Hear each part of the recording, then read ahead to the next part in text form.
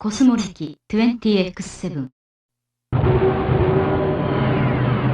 In Metroid Fusion, series heroine Samus Aran is unexpectedly infected by a parasitic organism capable of perfectly mimicking its host. Much of the game thus revolves around the weakened Samus and this imitation, two beings who appear similar but are completely different, much like how what you see on screen appears to be Metroid Fusion when it's not.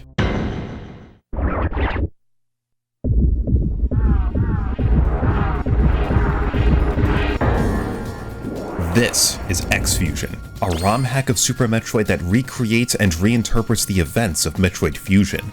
Though the hack is heavily based on the events of Fusion, X-Fusion is not a simple remake or port in Super Metroid's engine. Fusion's map has been completely redesigned from the ground up, featuring a mix of remade and brand new content, all tied together with a rewritten story that sees the key moments of Metroid Fusion playing out very differently.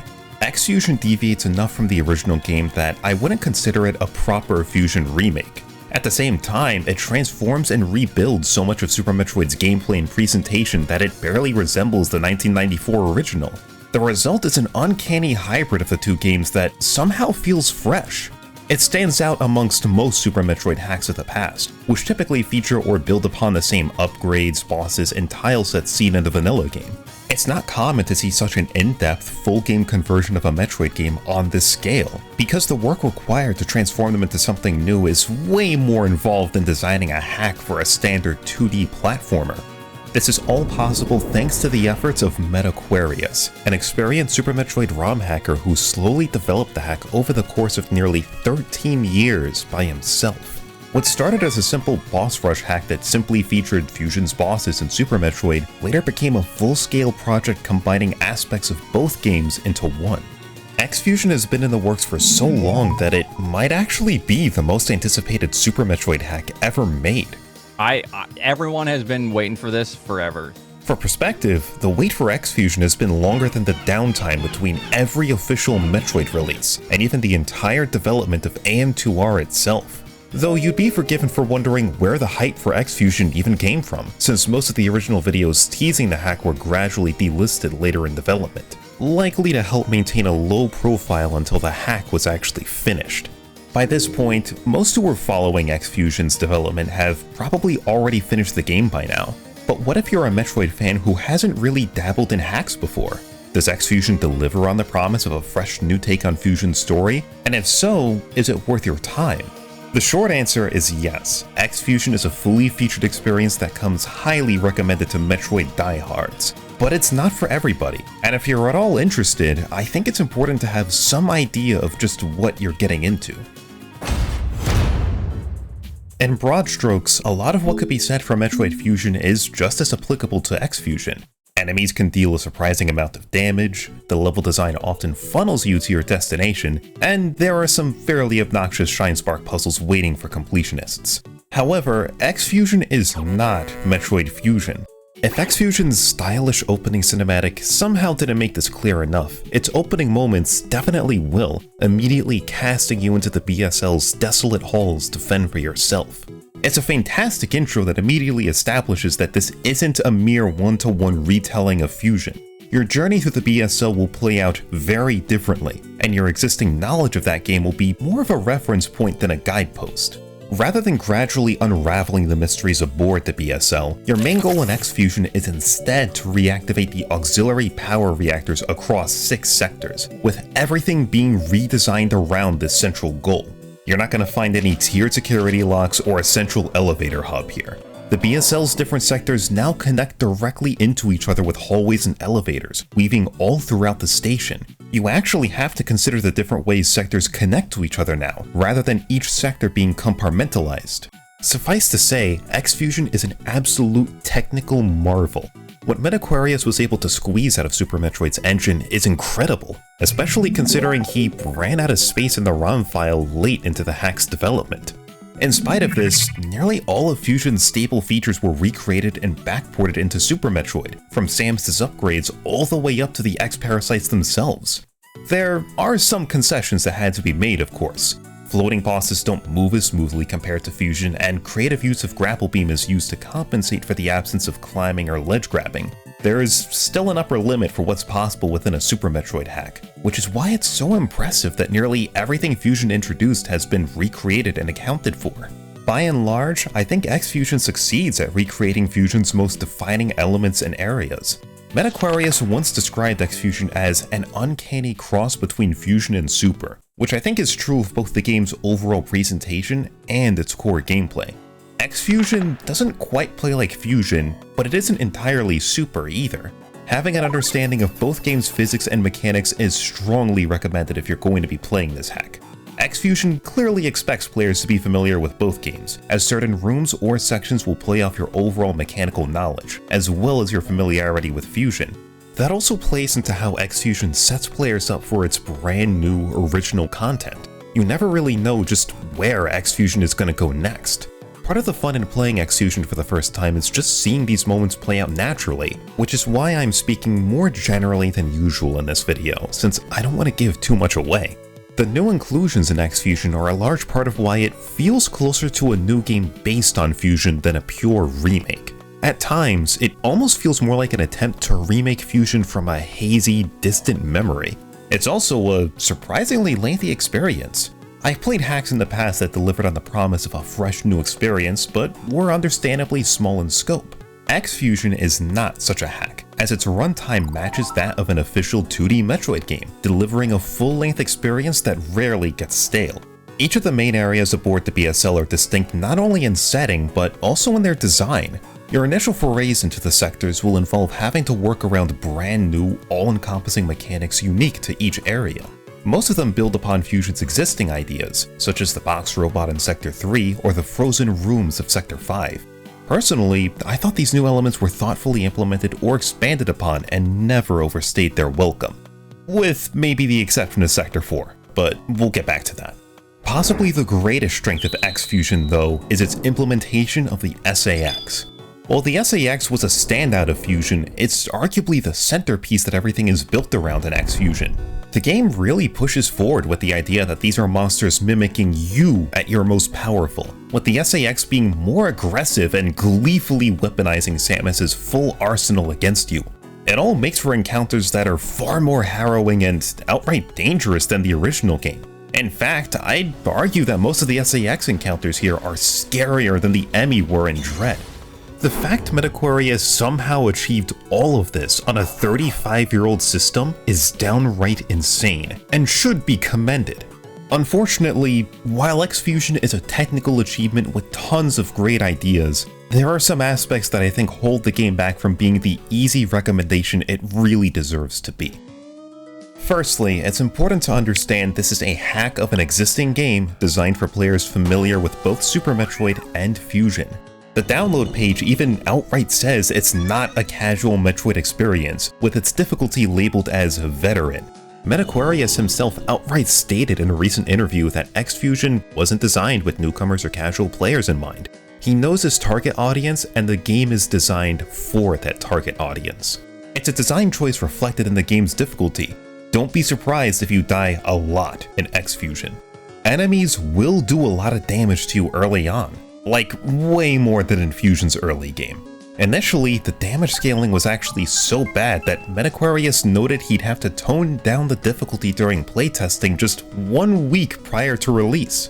And even then, people died so much that he quickly released version 1.1 to address the more egregious issues with the game's difficulty. If version 1.0 was the only release of X-Fusion available, then I'd argue the overtuned damage scaling was a real issue. As of version 1.1 though, I feel the difficulty is in a pretty good place. There are still a few questionable rooms and bits of enemy placement, but the overall difficulty is much closer to Mercury Steam's Metroid games. The early game is gonna be rough because enemies can still hit like hydrogen bombs, but it'll gradually smooth out as you get more upgrades. Personally, I actually enjoyed having to play more considerately. My first run was done entirely on original hardware, and as someone who hasn't played a large amount of Super Metroid hacks, at no point did I feel like I was hurting from the lack of save states. I've seen some reviews really slam the game for its difficulty, but I don't think the challenge as presented in 1.1 is a failure of X-Fusion. It's an intentional design choice that everything is balanced around. What I think is a genuine failure of X-Fusion is something not fully addressed in these updates. The game's extremely poor conveyance, with a constant inability to properly relay or telegraph certain information to the player. Too often are there sections where it's not entirely clear just what the game is asking of you. Am I supposed to go through this one-room stealth section that could kill me instantly, or am I going the wrong way?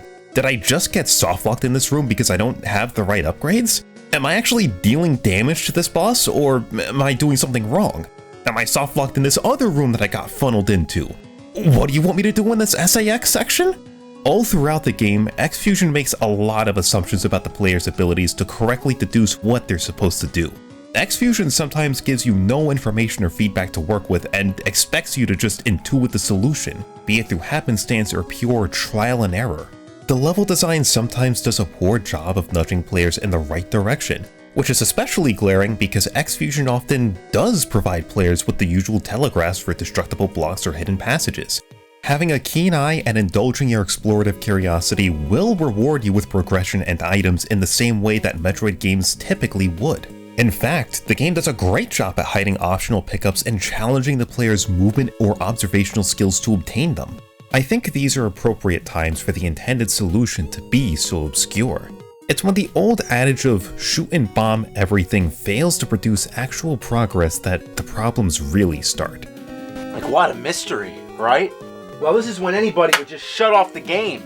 I don't think it'd be as noticeable were it not for X-Fusion's attempt to marry the linear progression of Fusion with Super's open-ended, hands-off progression.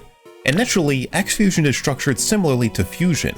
There's a number of one-way passages and block paths funneling you towards the next major area, with a decent bit of exposition helping guide you along the way. The difference is that X-Fusion inexplicably opens up at some point and gives no real indication of such, just leaving you with your main goal to complete. This switch in progression means X-Fusion doesn't have the same degree of thoughtful setup seen in Fusion, but as a trade-off, the remainder of the game is surprisingly open-ended, with tons of possible routes open to the player. The one issue is that nothing in the game really telegraphs or builds up to this switch in progression style, which only exacerbates the level design's conveyance issues now that the whole world is at your feet. This is also where it's clear that X-Fusion's map design makes backtracking more cumbersome than it really should be. The attempt to reinterpret the BSL as a tightly interconnected space is admirable, but the sheer abundance of one-way passages and blocked doors makes backtracking more annoying than it should be. Do you remember that one room with the grapple block in Metroid Dread? The one in Gavorin that cuts off access to most of the region until you get power bombs near the end of the game? Yeah, that same sinking feeling happens a lot in X-Fusion.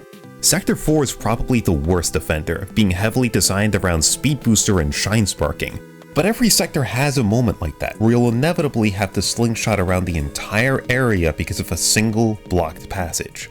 And sure, this reliance on one-ways and blocked passages was also one present in Metroid Fusion, but I would argue it was more forgivable in Fusion because of its predominantly linear structure, which didn't open up until the endgame.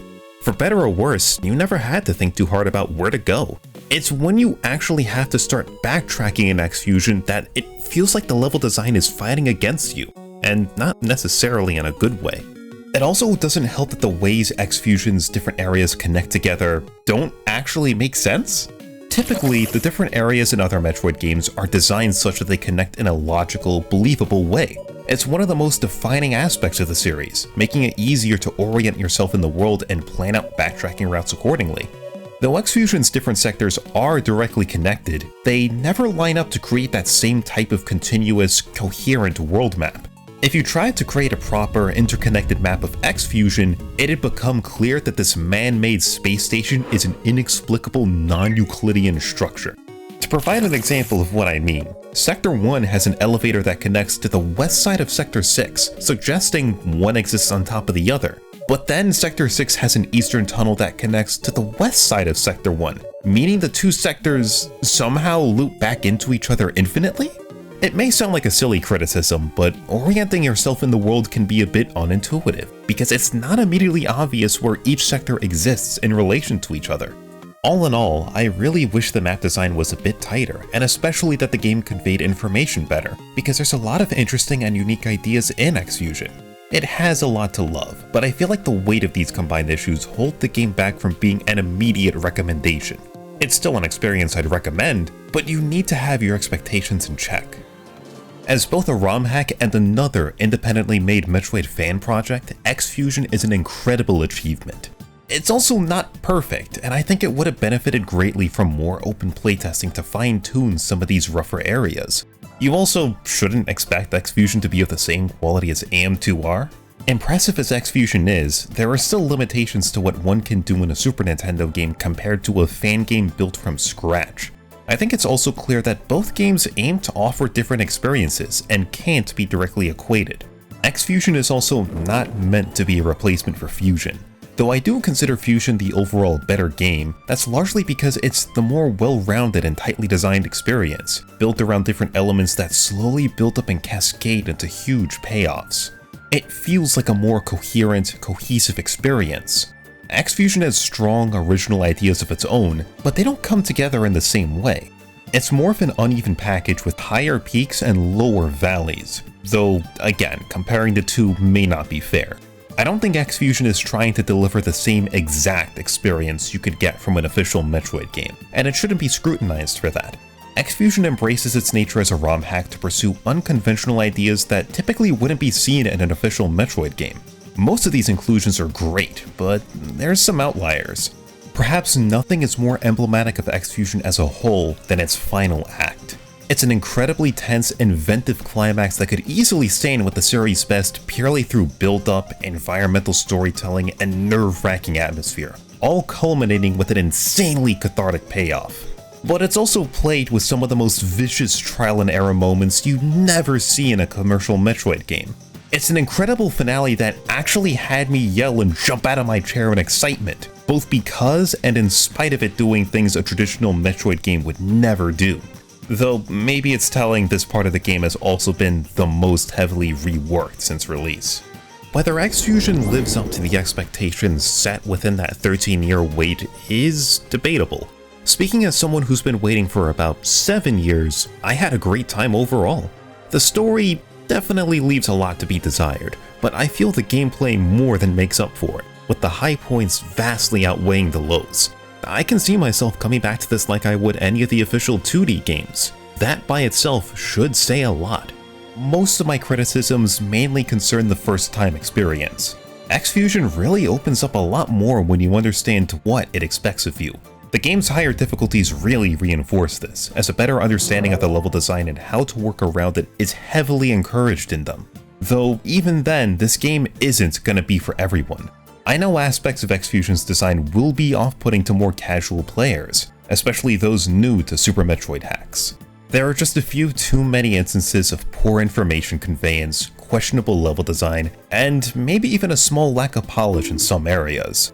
Some of X-Fusion's sore spots have definitely improved since release, and Metaquarius still seems open to updating the game with further tweaks and improvements. The work he's done is nothing short of incredible, but I think the final result just barely falls short of reaching its full potential. As it currently stands, X-Fusion is yet another testament to the sheer dedication of Metroid fans. Though it largely delivers on the promise of a new, full-length Metroid experience, your enjoyment will hinge on your familiarity with the source material and ability to overlook its rough edges. To those who can, X-Fusion is a must-play and should be at the top of your list as a Metroid fan. Otherwise, X-Fusion might not be for you.